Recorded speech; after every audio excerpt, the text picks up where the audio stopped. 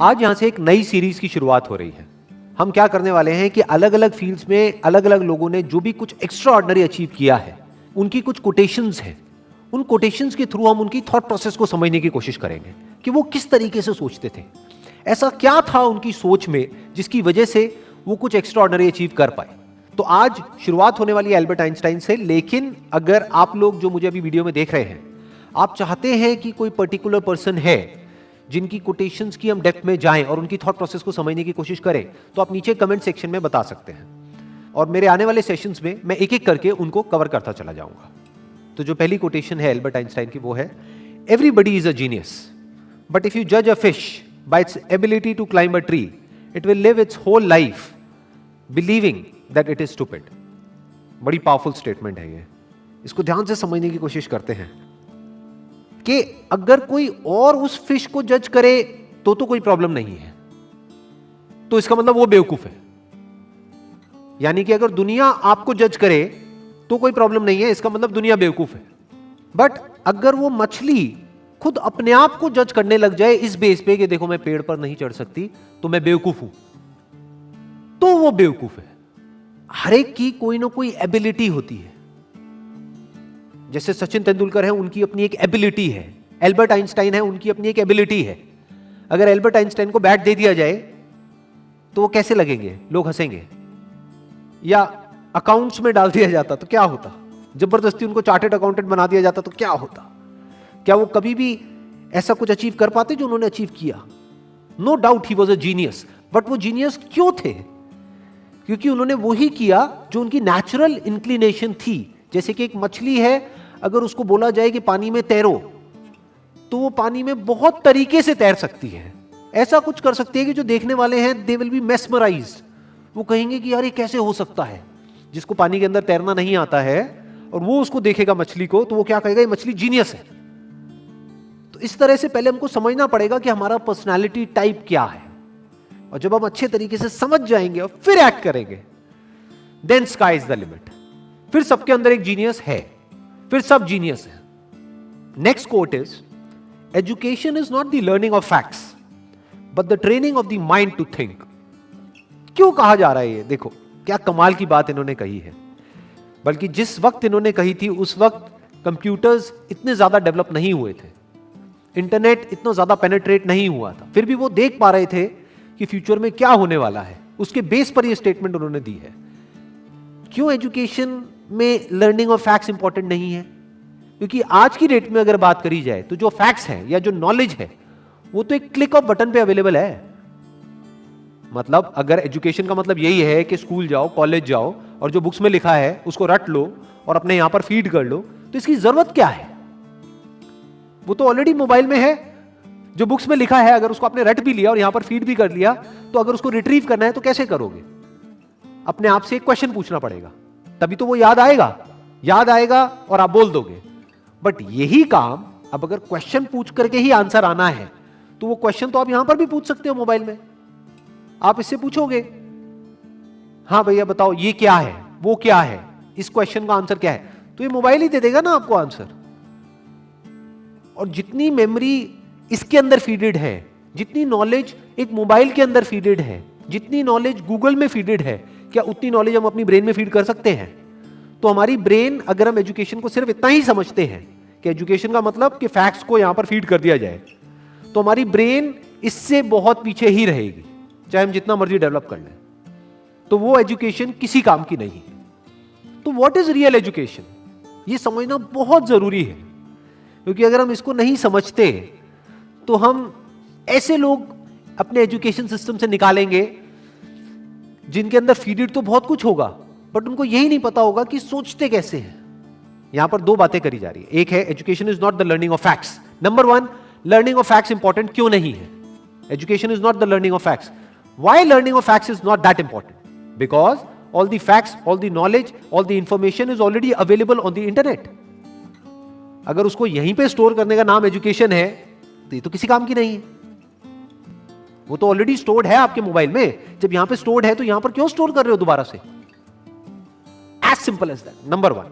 Number two, but the training of the mind to think, कि बच्चों को यह सिखाया जाए कि सोचते कैसे हैं और सोचना क्यों जरूरी है, क्योंकि लाइफ में जो भी प्रॉब्लम्स है, जैसी भी प्रॉब्लम्स हैं, उसका सॉल्यूशन कैसे निकलता है? सोच करके निकलता है।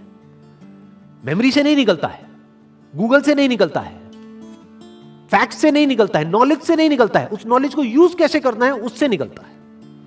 अगर मेमोरी से या बुक्स से सॉल्यूशन निकलता तब तो कोई प्रॉब्लम ही नहीं थी। किसी को पैसा कमाना है, इतनी सारी बुक्स हैं, पढ़ लो, निकल गया सॉल्यूशन। उससे नहीं निकलता है। इंफॉर्मेशन से सॉल्यूशन नहीं निकलता है, उस इंफॉर्मेशन को यूज किस तरीके से करना है, उससे सॉल्यूशन निकलता है। जिस सवाल का जवाब गूगल नहीं दे सकता है, उस सवाल का जवाब अगर आप दे सको, सोच करके उस प्रॉब्लम का भी सॉल्यूशन निकाल सको जो गूगल नहीं निकाल सकता है, तो कहेंगे कि आप इंटेलिजेंट हो। यह इंटेलिजेंस डेवलप करने का काम होना चाहिए एजुकेशन सिस्टम का।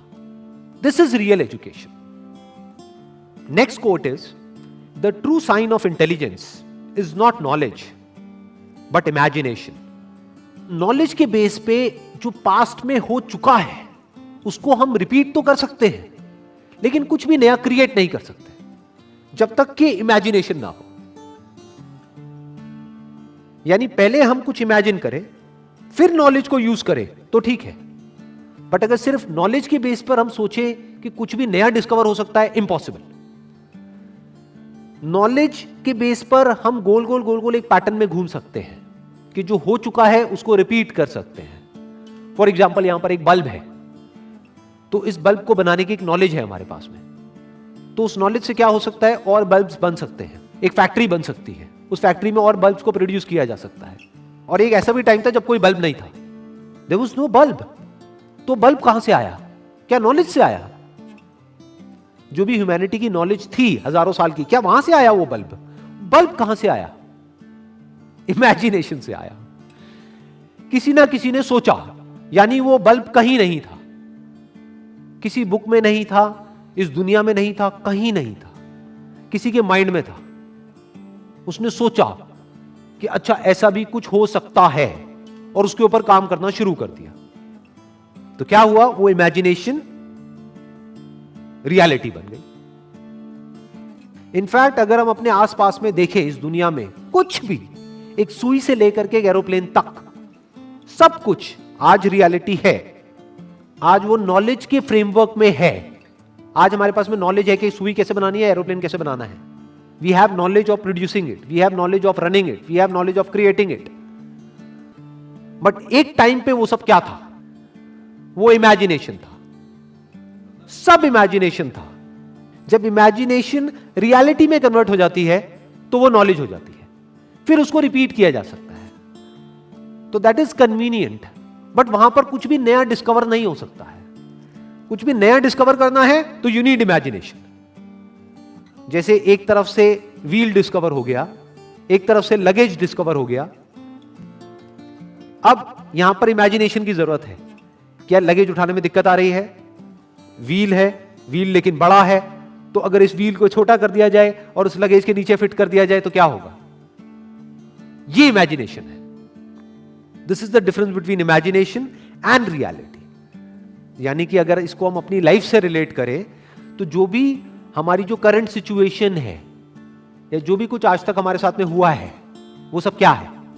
नॉलेज है, फैक्ट्स है। हो सकता है वो फैक्ट्स या जो हमारी रियलिटी है वो ये कह रही है कि हम लाइफ में कुछ कर ही नहीं सकते, बट इमेजिनेशन यहां पर क्या कर सकती है? इमेजिनेशन यहां पर अगर हमारे अंदर है तो हम इमेजिन कर सकते हैं कि फ्यूचर में इस रियलिटी को बदला जा सकता है। हम अपने लिए एक नया फ्यूचर इमेजिन कर सकते हैं based upon the resources that we have, based upon the knowledge that we have. उस नॉलेज को, उस इंफॉर्मेशन को, उन रिसोर्सेज को यूज करके हम अपनी इमेजिनेशन को सच कर सकते हैं। तो इसलिए कहा जा रहा है कि इमेजिनेशन इज रियल इंटेलिजेंस, क्योंकि नॉलेज को तो एक रोबोट भी रिपीट कर सकता है। तो रोबोट को हम आर्टिफिशियल इंटेलिजेंस तो कह सकते हैं, रियल इंटेलिजेंस नहीं कह सकते। यानी कि कोई प्रोडक्ट है, वो बनाना है, तो वो तो मशीन्स भी क्रिएट कर सकती है और करती ही है। एक रोबोट भी बना सकता है, लेकिन कुछ ऐसा है जो रोबोट नहीं कर सकता, जो हम ही कर सकते हैं। That is real intelligence, that is human intelligence. तो ये कुछ कोटेशंस थी एल्बर्ट आइंस्टाइन की, जिसको आज हमने डीपली समझने की कोशिश करी है। अगर इसके अलावा आप चाहते हैं कि कोई और पर्सन भी है जिन्होंने कुछ एक्स्ट्राऑर्डिनरी अचीव किया है किसी भी फील्ड में, और उनकी भी कोटेशंस की हम डेप्थ में जाएं, तो आप नीचे कमेंट सेक्शन में बता सकते हैं। तो मेरे आने वाले सेशंस में मैं एक एक करके उनको कवर करता चला जाऊंगा। Wish you all the very best. Thank you so much.